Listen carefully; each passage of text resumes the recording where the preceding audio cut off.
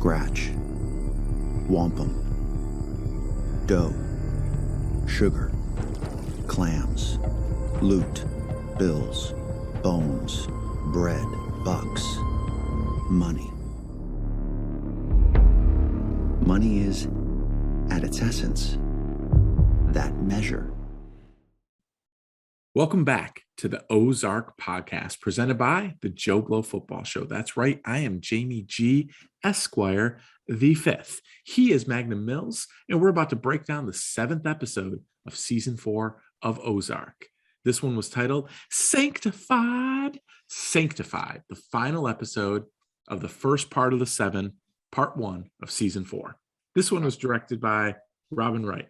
This was the 2nd episode of Ozark that she has directed, and the 2nd of Season 4 after Sangre Sobre Todo. This one was written by Miki Johnson, guest starring Joseph Sikora as Frank Cosgrove Jr., Carson Holmes as 3 Langmore, Katrina Lenk as Claire Shaw, Nelson Bonilla as Nelson, Ali Stroker as Charles Ann, and Glenn Morshower as an unidentified FBI authority figure that clearly ranks pretty high, but we never were really introduced to him.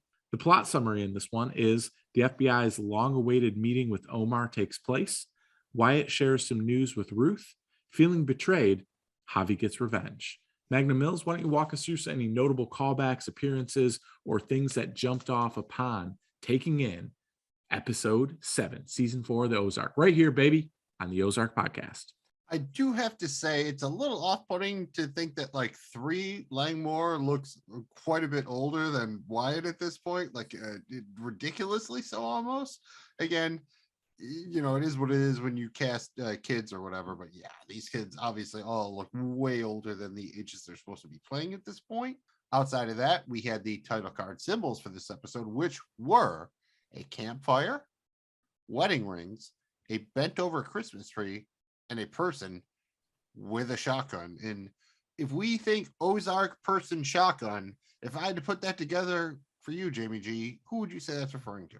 I got to talk about the one and only Darlene Snell. Play the right answer horn, because that's who I think of as well. And the episode ended without us seeing the flash forward from the beginning of the end, the first episode of season 4, which means that flash forward still is to come in season 4, part 2. We got to see Marty's former partner, Bruce, once again in the flashback. Still douchey as shit. Love him. He seems to be played like a Matthew Lillard type. I would have rather he just been played by Matthew Lillard, but still good time. Love the Bruce. Or Bruce Campbell also would have worked. And finally, we see that everybody has their own competing agendas, even within the FBI, where the agents and management aren't necessarily on the same page. This was, I'm just going to say it, Magnum Mills, this was a great episode. This was very, very strong. In fact, this, in my opinion, this may be my favorite episode of all episodes. I really enjoyed this one.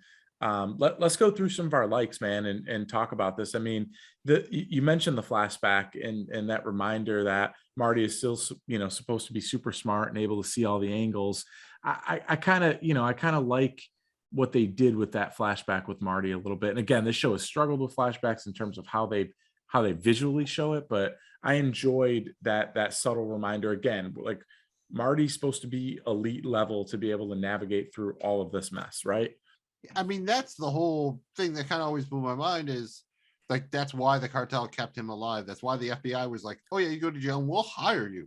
You're so good at this. And that's why I always started to believe a little bit that Jonah could replicate it so easily, because it's supposed to be the genius of Marty Byrde. But here you hear him talking about the increased energy costs based on what side of the building is facing versus the sunrise at the time of day where they're located and everything. Very smart things, which are obviously considered by a lot of people now, but the idea being back, I guess, when the show was, again, this is where the time frames not being really set hurts a little bit, but it's intended to, to get the idea across. Marty Byrde, very smart dude, and he's considering the angles that not everybody else is thinking about. When we look at Wendy in this episode, Magnum Mills, I mean, is she just almost becoming too cocky, like too arrogant? Like there's no negotiation she can't win. I it feels like Wendy's going to run out of gas here a little bit. I mean, but she is, dude, every week Wendy is just gaining more and more power, it feels like, right? I mean, she's just emerging as an absolute monster in some ways. And I think this is the point of time where I remind everyone now, this is it. We're spoiling every single existing bit of Ozark that exists, other than if there's any kind of set leaks or something. We're not talking about those, but every episode that's out there, yeah, we're talking about it all. And yeah, dude, at the end here, where are we going to sit with Wendy? Is there a line she won't cross anymore? And I don't know that there is. And is she done something that's irredeemable, I guess, is the question. I really enjoy her.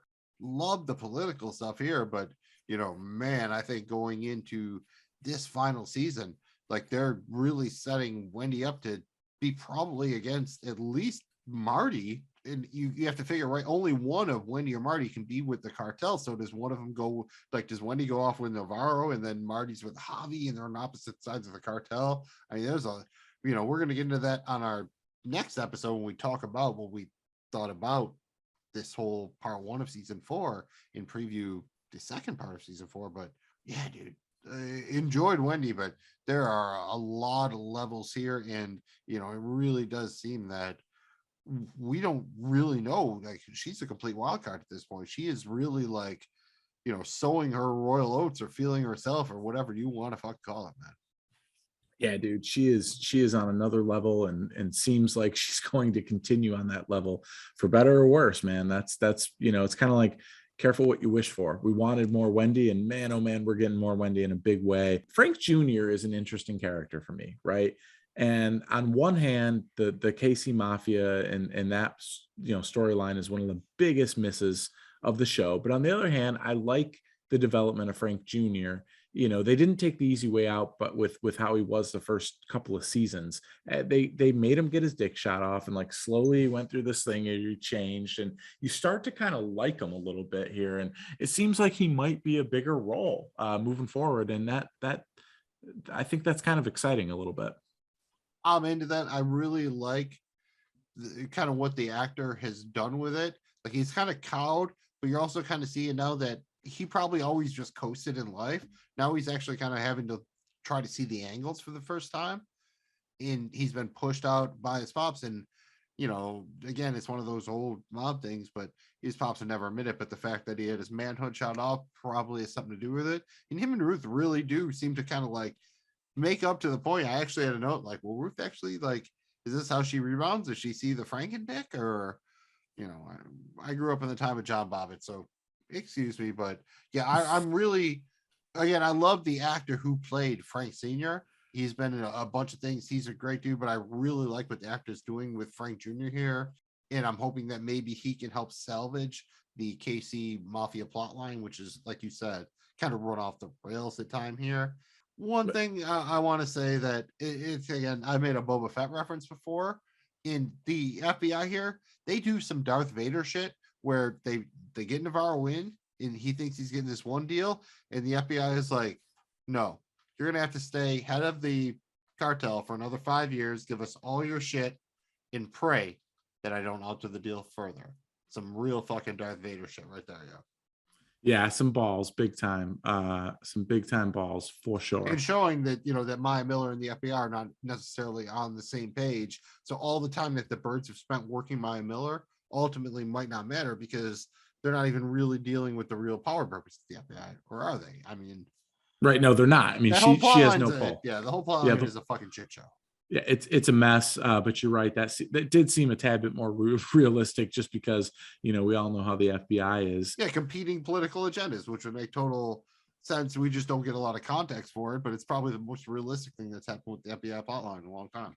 I did enjoy. There was kind of a subtle thing with Ruth here, where we got to see a softer side of her, where she went to what I think is her aunt's house, and again, mention of her mother came up, where you look more and more like your mother every day, or I swear I use a spitting image, or however she put it. But that was pretty cool, and I like that she was just getting all these seeds, and she made a handwritten note, and she was going to deliver seeds to Wyatt and Darlene after their wedding, to have him put some seeds down. I just thought that was a dude, believe it, like Ruth cares about her family, man. Like she loves Wyatt and she doesn't have much. And it was just one of those soft moments with Ruth where I'm like, man, I really love you, Ruth. Like I wish I could give you a hug. Like I thought that was a cool thing. And again, the mention of the mom. Are they going somewhere that they have to? 2 weeks in a row, like 2 episodes in a row here, right in the middle of the final season, like right in the meat and potatoes of this thing. They're going to bring up Ruth's mom twice. It's got to be something, right? It feels that way a little bit, and it's a little late in the game. I kind of hope it's just, her maybe having some parental regret or whatever, but yeah, not great. But again, I love the Ruth rules, everything around me. Seriously, Julia Garner just fucking killing it. Enjoy just everything about Ruth and Wendy again. I think they've really, like you said before, maybe it's not totally their lead, but it did start out where this was a show where Bateman as Marty Bird was ostensibly the lead, and it's kind of morphed into a more of an ensemble deal. And I think the show is far better off for it. And if they had to pick a lead, Ruth would be the lead I would want to follow. And I would say that the one thing the show is doing here that I like is they're going out of their way to isolate Ruth, because again, spoiler alert here, we're going to start getting into it. I already said it. Like at the end of this episode, it's Ruth versus the fucking world. Like she has Zeke with her, but again, let's talk about the hobby of it all. You want to bring it in? Let's just because that's kind of like, you got to talk like. There's no way, obviously, we have to talk about the scene. Dude, first of all, Darlene Langmore just sounds so goddamn hick, right? I'm sorry. It's just like way too. She's even saying it almost as a joke. Like Darlene, like how you can't say Buffalo Bulls. Darlene Snell could, like, she was like struggling to say Darlene Langmore. Langmore. It was just a funny scene. But look, man, Javi is so dangerous, and I love this character. He's creepy, he's dangerous, he's annoying, he's smart, he's stupid with his bold, like he is a true wild card. And I gotta give it up, man. Like he is obviously the best we've had since Dell, but I like what they're doing with his character in terms of giving us that guy, that steady connection to the cartel. And this is just really big because now there's a family dynamic between him and Omar here. I like this. Javi's not going away, but yeah, dude, you said it. One of the biggest, we got to pour one out, dude. One of the biggest moments of the season, of the entire show. Javi is, sitting in the house, dude, of Darlene and Wyatt's, man, freshly married. They walk in, he's sitting there. He sits him down, talks to him, and just boom, dude, just ruthlessly puts a bullet right in the chest of Darlene Langmore and Darlene Snell, and apologizes to the beautiful, sweet, underused Wyatt, and just puts one right into his dome piece, dude. Dead right on the spot. Rest in peace, Wyatt. You've been a character that I wish they would have did more with. But this was big, and it kind of was like, whoa. Like we hadn't had one of those moments in a hot minute. You had one of those moments here. And man, oh man, Javi is he's a problem, dude. He's a problem. This was a great piece of writing in that, like you said, it established, like they worked early when they first introduced Javi. I remember him deliberately saying, like, this is why I went to the United States and went to the university and learned English, and, to learn, this dude is smart. He is ambitious. He's young. He's blood related. And in here, he's Darlene, because he does exactly what Darlene had done. Everyone starts begging for their lives. What does Darlene do? She just fucking shoots them. Darlene is forced now to be in that position. She slowly sits down, starts begging for her life. He just no thought, just, yep, sorry, thank you. And then even what, like, dude, sorry. He's basically like, dude, wrong place, wrong time. Right in the dad. Now, one question to you: is it possible? Is it any way, shape, or form, even remotely in the realm of being a realistic possibility that Darlene's not dead? She did take one in the chest or in the stomach. After having a heart attack like 2 days earlier, nope. And when Ruth goes in there, the way she comes out, Darlene's dead. You know what I'm saying? Because it was just weird that it wasn't Zeke. it wasn't, we didn't have the finality of her lights going off like Wyatt's, with Wyatt taking one between the eyeballs. You know, it's just, I don't know. Oh, I thought it was I thought it was kind of one of the things to shoot her in the heart because she just had a heart attack. I thought it was a little bit of symbolism. And she shoots all of her people in the chest. And maybe a little bit of being cautious. It's, this day and age, shooting a woman in the head like that might not go over as well. If you're going to go, like, maybe you can only do one shocking thing. I mean, Wyatt's still a young kid in this. He's not even old enough to go to fucking, that's the thing. I don't even know if he's old enough to get married. I thought he was Charlotte's age. Charlotte still isn't 18. Is he even old enough to marry Darlene? I guess she's still talking. I guess they're making it out to be like he's just 18 because Ruth's talking about him maybe still being able to apply to go back to college or whatever. Yeah. But holy fuck, dude. Yeah, totally depressed. Like, Wyatt, yeah, dude, we hardly knew you. I really wish you'd had a better outcome, man. Mills, will you give me a 15-1 odds on Darlene still being alive? Yeah, she's dead, dude. All right, we got a 10 spot on that. 15-1 odds. She's dead. Thanks for the $10. Hey man, I'll take the way Ruth walked out of there. Take by 15. She already survived one heart attack. She ain't fucking the Roadrunner. We'll see. $10 versus 55. We'll find out. The Roadrunner only dies once. He's not a cat. She's tough as an ox, though, man. So I don't know. We'll see. I love the scene though. Bitch like Trina. She's not Trina. Trina, we love you, dude. That was an incredible scene. And it was just, as soon as you saw Ruth pull up after that, you were like, oh man, I think one of the most impressive things any television can do, any show can do, is have you on the edge of your seat. And when we watched Ruth pull up, it was one of those moments where you're like, oh my God, she is going to go nuts. She's absolutely going to lose it. She has nothing left to lose. She has nothing. Her only family, her only anything. And Wyatt, yeah, I guess 3's still out there, but they haven't really done anything with that. I mean, this is a big deal for Ruth. She's been pushed to the brink. She lost her dad. She lost Ben. Now they're bringing back her damn mom. And now this, I mean, she's got nothing and nobody. And this was just so harsh. Can we I think we probably just need to take a few minutes and just Ruth. I love you. Julia Garner, this is a performance of a lifetime. Like, give this person an Emmy, a Grammy, give her a fucking Epsi. Like, this was a great performance. Great. Yeah, I mean, she can almost eke out off of this. It's anytime an actor or actress can portray so much without saying any words, and you see just her face and the tears, and you can kind of just see that Zeke's on the seat next to her, and she has just a touch of blood where she obviously touched the bodies, and and she had just talked about how Wyatt was all she had left, and now you have to think kind of going forward, right? Like, maybe she's going to transpose some of that feeling onto Zeke, right? Like, everything's going to maybe be about him. I don't know. It's, again, it sets up what we kind of thought it would be. It's going to be somehow Ruth versus somebody, but we're not. Is it Ruth just versus the cartel? Is it Ruth and Marty versus the cartel? Is it Ruth and Wendy versus the cartel? Is it Ruth and Marty versus Wendy in the cartel? There's a lot of ways this can go. And then you have the Casey Mafia fitting back in. There's definitely some cards to be played here, but it does seem that more or less like the Snells have been taken off the board. Yeah. So the heroin thing, that's going to have to change though now, because where like now the drug company has to get the heroin from the cartel. So Marty doesn't have another out there.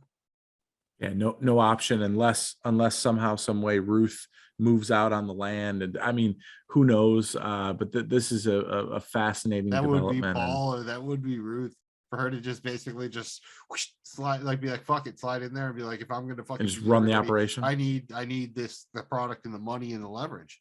That would actually, you know what? That's what I want now. So Jamie G, you've if they don't do that, I'm going to be disappointed, man. That's what I would like to see.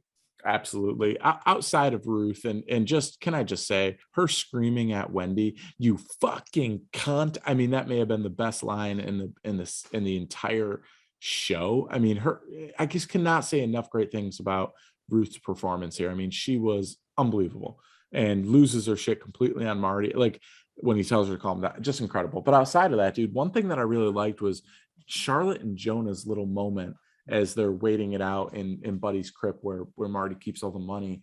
I thought that was kind of cool, man. They had kind of a heart to heart there and kind of connected a little bit. And again, is it okay? So now is it going to be like the kids are joining together and getting out and leaving the parents left behind? I mean, it just, again, they do a really good job of building up these alliances, but then also putting enough cracks in them to not knowing which one will last or won't. And that's very cool. I think the symbolism there was great because we all love Buddy, and that's always kind of where the money was, and almost maybe not the center of their power, but something like that. And Jonah had the connection with Buddy. And within that scene, it did strike me, something I didn't really like is that Jonah really thought that because Charlotte didn't explicitly say that she wouldn't kill Jonah, that he thought that she would. I can't believe that he really thinks that his parents are that bad of people, like hiding from other people that kill you. I mean, at a certain point, you have to think about survival or whatever. It makes me a little bit unsure of just where they're going with this Jonah plot line, because will Ruth even want to be aligned with him at all? Is she totally out on, even though Jonah told her about Javi? I don't know. It just doesn't. I thought at one point maybe the Jonah Ruth team up was a practical thing. Now I'm not so sure. No, you're right. In just one episode removed, right? Like we just spent time talking in episode 6 where, man, I feel pretty confident of this connection here. It might be that the one person that Ruth trusts is Jonah. And now it's like, ooh, I don't know anymore, you know? And again, it just speaks to the show's ability to go in and out of alliances with characters and create enough cracks and enough seeds of doubt and enough tension to an alliance could turn to an enemy real quick. And that's pretty well done from the writers and producers of the show. When they were in the crypt there and they kind of worked through that, and then Jonah said something, and I'm not sure, I have this in my notes, I'm not sure if I misinterpreted or not, but I kind of thought that Jonah might have slightly suggested to Charlotte that maybe they could possibly kill their parents. Did that actually happen, or is that, am I just crazy? That was in my notes. Like, I'm like, it seemed kind of subtle, but it seemed like, you know, Jonah said something like, well, what if our parents weren't around anymore? Yeah, I think it was more along the, I love where you're going with this, but I think it was more along the lines of, you know, what if they die and it's just us?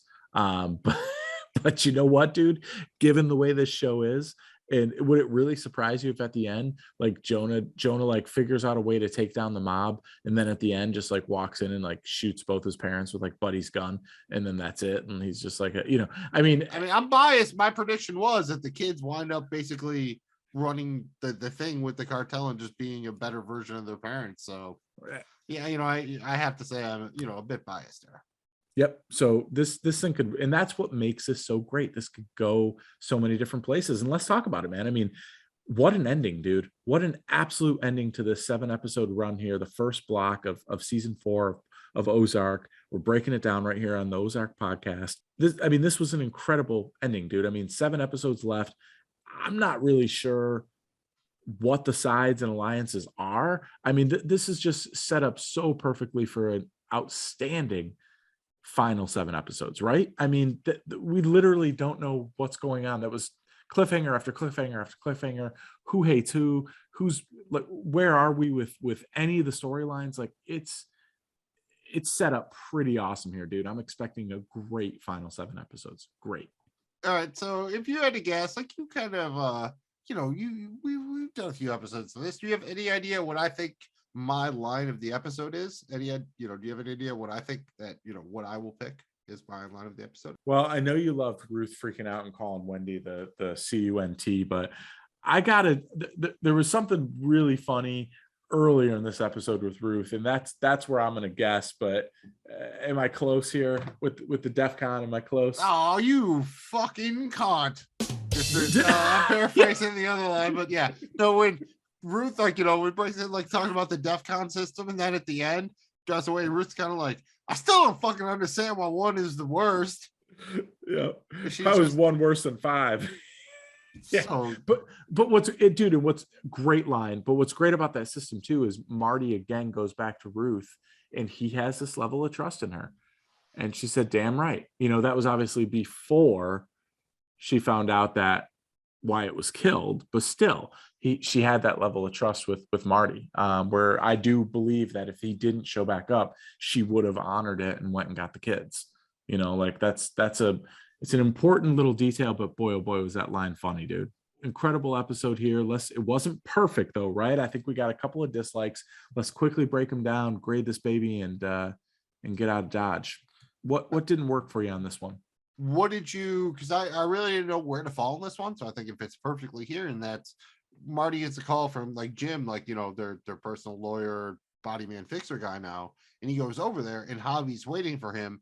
Do you think that Javi showed up there and forced Jim to call Marty? Or do you think that Jim willingly called Javi to give Marty up?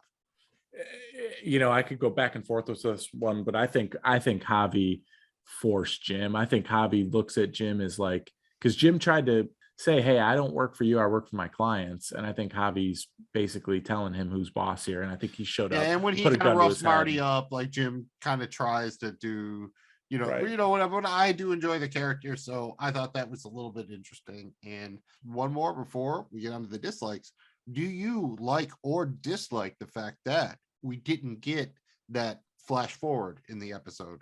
What we saw in that first scene of the first episode of the season, the beginning of the end, there's that big car crash. That's a flash forward. We didn't get it here. Do you like or dislike that we didn't get it in the entire first half? I actually really like it because number one, I think it sets up for more time to build more suspense, and some people may kind of forget about it a little bit, and it'll give that element of, oh wow, that M. Shyamalan moment, right? Where it's like it comes back to you and you're like, oh yeah. Now obviously we remember it, but you get 13, 14 episodes deep in this thing before it comes back around again. If they do decide to wait until the final episode ever, I like it. And it just also, it creates more questions around it, right? Like, could that be like a fatality, a finality for this family? Like they think they're getting away, because a lot has to happen to get to that point. For one, they're all getting along. They're one happy family. They're living a normal life, happy, at least it seems. And in a blink of an eye, I mean, that's such a bad accident. So to me, it gives complete closure, and it keeps the chances open that that's how this thing ends. They die in a car crash. I like what they did here with it, and they resisted the urge to blow their wad early, in my opinion, and I'm a fan of that. What about you? Yeah, I absolutely agree. Because there was a point during this episode where when Marty was packing the go bag and everything, I was like, oh, maybe they're setting us up for them to actually, and then Charlotte gets Jonah from the motel.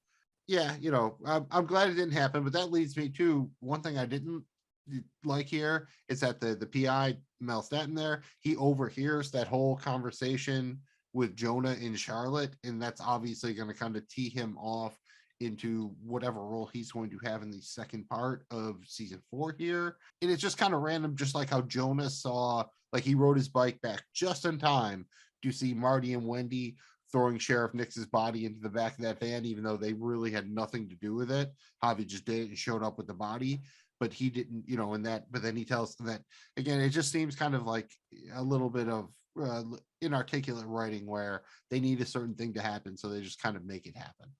Yeah. No, I agreed. And while we're on the topic of the Mel, the private investigator here, I'm really confused on this because, and again, we are going to spoil this episode for you. He overheard, right? But then all of a sudden we find out later that A, he got Maya's number, and B, we found out before that Omar Navarro knew that Wendy and Marty let their kids hide with a gun in a tomb. How did he know that? And that tells me, did we find out subtly that Mel is working for Omar this entire time as a rat keeping an eye on the birds? Because how else would Omar know that they were in the tomb with a gun? He said, I would never hurt children. I don't attack children. And how else would he have Maya's number? So I just, to me, that was like, okay, did we find something out here? I wish they would have let us know one way or the other instead of leaving us guessing. But we still don't know totally what's going on with Mel 7 episodes into this final season. I think that's an excellent read, and that's as good as anything I have. I guess it could be interesting if he really was just legitimately hired by like Helen's husband, but he gets kind of sucked into this whole thing or whatever. I thought when Marty had to figure out the shit before that he was going to wind up hiring him and like bring him into the circle somehow or something. And then when it didn't work out that way, now I'm kind of, again, I just don't know what his motivation is. You know, we know what his character is now. They've given us a pretty good idea of that. We just don't know why. I mean, Well, can he that's really like be making that much money? Because at this point, you would obviously think if it was just money, Marty'd be like, dude, paraphrase Jermaine Dupri, money ain't a thing. the money and the thing, dude. He's got the top down screaming out. Money ain't a thing. Again, it's been an ongoing theme for me, but I just the Kansas City mob, dude. I can't understand for the life of me why the captains are not upset about Frank missing, why they're not sweating Frank Jr. You know, the last time we saw Frank alive, he basically told Frank Jr. the captains are pissed off about him not following in line. You know, so there's already tension there.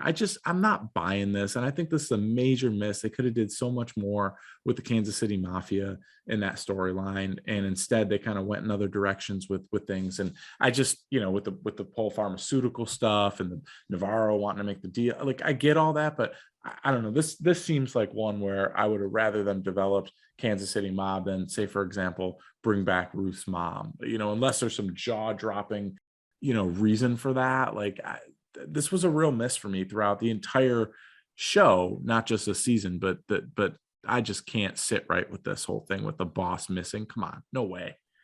I can completely concur with you there. I mean, they just have not done a good job of developing the whole KC mob plot line. They've been all over the place at the beginning. Like if you put it in terms of like chicken wings, the beginning, they were, medium to hot. Like when Buddy had to go in there, you were really kind of scared. They were threatening, maybe bordering on menacing. Now they're basically like mild to medium. They're slightly annoying. Like, yeah, just, whatever. Just drink a little bit of beer and won't be so hot anymore. Oh! And I'm hoping that the shift to Frank Jr. here maybe shifts him into something else where, Ruth thinks she did one thing, but she empowers him and he's just like, all right, well, fuck y'all. Like, Ozark people shot my dick off. We're going to fucking, whatever, fuck the cartel. Or I don't know, I'm game for whatever. I think that the show is set it up pretty good here. I did not have like a ton of other dislikes, although I will say that shout out baby Zeke. Like, dude has had literally like all of his parental figures he's ever had killed. Dude, I mean, this poor baby is like the biggest plot device ever. But seriously, I sorry, baby. Like now he's with Ruth, kind of, or yeah, it's too much, man. Yeah, dude, way too much. So, can baby Zeke please get a happy ending? That's the one thing I need from the show is that baby Zeke needs to have a happy ending, and I'm dead fucking serious. Like this kid has had a real fucking bad go of it. He's going to have trauma he doesn't even realize throughout his life. Please help baby Zeke. Like start a GoFundMe, do whatever you got to do. Help baby Zeke. And the one question before we grade I have to ask you is, in their last conversation, Navarro says that he's very disappointed in Wendy. What do you think he means by that? Yeah, you disappoint me. And then he said, especially you, Wendy. I don't know here. I found that to be confusing. Why is he extra? I know they shared that strange moment where like Wendy's like giving him medical attention after he breaks the glass and needs stitches, and she's like wrapping him up, and he's like, when you're alone, don't forget about like this weird sexual tension thing there. But why is he disappointed in her? Is it because I think maybe that he trusted Wendy more than Marty? And, I think they're ultimately disappointed by Agent Maya, them not having Agent Maya in her pocket. And I think he asked several times this season, is she loyal to us? And Marty said yes. And even Wendy chimed in and said yes. And I think maybe that's what I got out of this is he had more confidence in Wendy than Marty in the technical stuff, but Wendy in this overarching, relationship. I don't know. And while we're talking about it, dude, Agent Maya, hang on real quick, because I don't want to forget, because I have a little bit of a thought on this. I'm sorry, we'll go back to Agent Maya, but my thought here is that, remember when he was talking to Wendy before, then when he had Marty in captivity, and he was like, I know what Wendy wants. She wants everything. And then here, I think maybe he's trying to say he's disappointed because Wendy took the deal, like that when they're trying to basically use the leverage to get him to not go after them again. The implication is they're also done with the FBI. They got a deal. So maybe he's kind of disappointed that Wendy didn't just like go for it all, like go to be the big fucking enchilada or whatever. And he's like just content with trying to get leverage on him so he doesn't come after their family and be done with it all, just to go back to being a regular housewife. And I think he says something to that effect, like, you'll miss it. Very in-depth, man. You might be onto something there for sure. I hope that's not the end of Omar Navarro for us. I'm curious. Yeah, I would like that. He was a character I thought was a little kind of not to call it shaggy, but a little bit bombastic when he came in, a bit over the top or whatever. I think they did humanize him when he had, a lot of his family members killed and stuff like that. And now he's going to become a guy who, maybe this was the family business or whatever, but you get the idea that he does really, at the end of the day, actually want just his kids to be safe and shit like that, which makes him, a little bit relatable, which is what you want out of your villain. Like, everyone loves a good Gus Fring, but you can only have, the Terminator as a villain for so long. It helps to be able to humanize them. And I think they've done an excellent job of humanizing Navarro, and also, while, kind of, again, juxtaposing him with Javi. Yep, absolutely. One of the big misses for me, again, and again, running theme here with the show, is the FBI. I mean, this shit was just so, like, I don't know, man. I was blown away. Like, how is Maya going back on a deal, and then, like, and it's all over the news, and she's like, there's no scrutiny. She's got her job. Like, how is she even allowed to do that? Number one, Navarro's in jail, and now boom, Javi's flipping, and he's just okay with Navarro that was trying to set him up, and already was the rat. Way too much happened here in a way short period of time. I don't understand it. The FBI storyline is just, again, they cannot get this right. They just can't. The FBI storyline has never been good. I don't want to blame the actors. It's been bad writing. It almost feels like they just felt that they needed to have the FBI as a storyline going through. They almost would have been better with just having kind of like more Sopranos, like lurking in the background, maybe a little occasional interaction. I think they worked too hard to work it into the main storyline. It's never really worked. And especially when you're considering the logistics of the show, we don't know the time frames going on here. We have no idea. The Birds have obviously made some kind of deal, but we've never been privy to it. Why would you withhold that other than to just keep the suspense in the air for the audience? I think the whole thing is just, it's the worst part of the show. That and the heroin plot lines have always been the two that just never made a lot of sense to me, other than they wanted to make this grand, tapestry of, the Ozarks and money laundering and cartels and the FBI and local all coming together to, it's great in theory, but in reality, you just don't have enough time to service all those plot lines. They've done a better job culling them coming into this season, but it does seem here that just the FBI plot line is never going to pay off in the way we wanted to. I think we just kind of have to accept that, I think. Totally agree. We'll see what they do. The final 7 here, clearly it's still in play as we get into the final 7 episodes, man. Magnum Mills, any other dislikes before we see how clean this money is and give this thing a grade?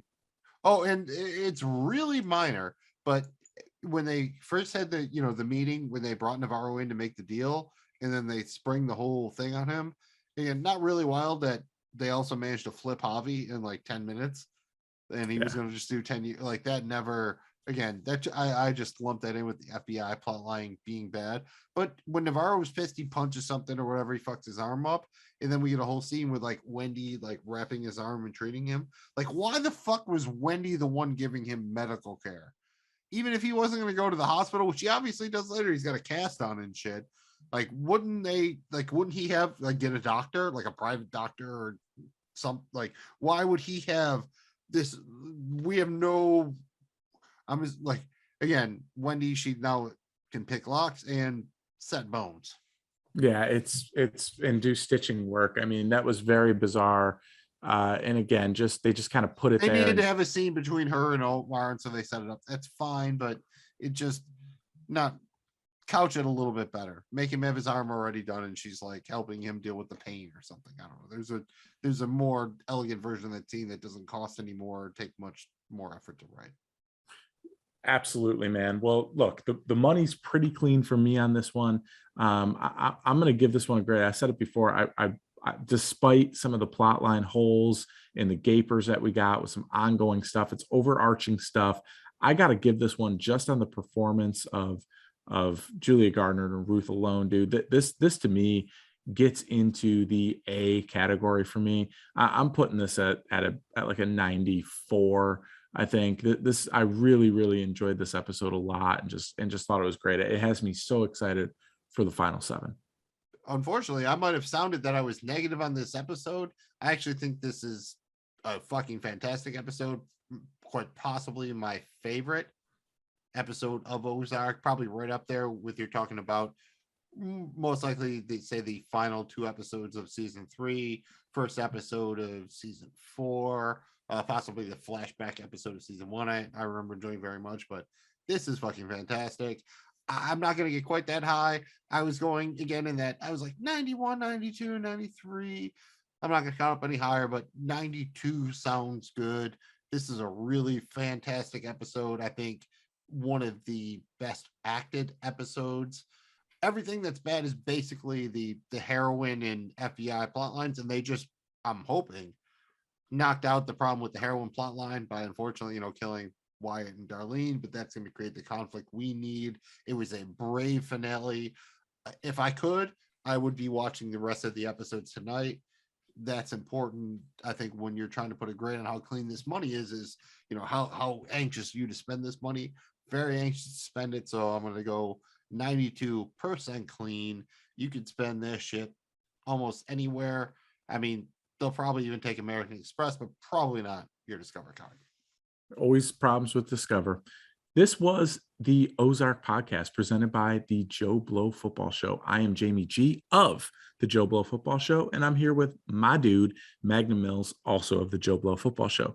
We just broke down episode 7 of the final season 4 of Ozark. We've got another 7 episodes dropping later this year. Not to worry, we got you covered on the Ozark Podcast. We're going to go through and do those as they release. We cannot wait. In the meantime, make sure you're caught up on all things Ozark. We've done episodes on season 1, season 2, season 3, and then we did episode by episode here for season 4. Magnum Mills, where can they find not only the Ozark Podcast, but all of our free content that is absolutely free and hilarious and awesome? And did I mention free? Well, you said the important thing a couple of times here, and I will say that we will be back to do a podcast about our overall thoughts on season 4, part 1, and a little bit of a preview. Just, not a total preview now, but kind of maybe what we might be looking for, what we might think might happen, maybe call it light predictions for season 4, part 2. In the meantime, you can find the Ozark Podcast on your favorite podcast streaming platform by simply searching for Ozark Podcast. We're on social media, Instagram, Twitter, all the good ones at Ozark Podcast. We're from the Joe Blow Football Show. All you need to do is go to joeblowfootballshow.com. It'll take you right to our YouTube page. When you're there, if you could, please click that subscribe button, like this video, and leave us a comment. If you want to give us any in-depth comments or feedback, simply email us at ozarkpodcast@gmail.com. We'd love to read it on the air and get back to you. I'm Magnum Mills. That's Jamie G. We will be back next week to break down our final thoughts about Ozark Season 4, Part 1, and look forward to the final 7 episodes of Ozark. And remember, you might put your money in a dryer, but it's not clean until Marty said it's okay for Jonah to make it clean. And if you don't know, now you know.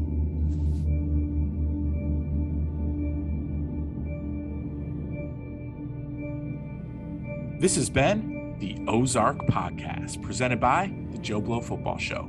We are not in any way, shape, or form affiliated with Ozark, MRC, Aggregate Films, or Netflix. This show is for entertainment purposes only. Any views or opinions expressed here are personal and do not represent those of people, institutions, or organizations who may or may not be associated with the Joe Blow Football Show. If you have any questions, please contact us at ozarkpodcast@gmail.com. That's ozarkpodcast@gmail.com. Thank you for listening. Please remember to like, subscribe, and comment.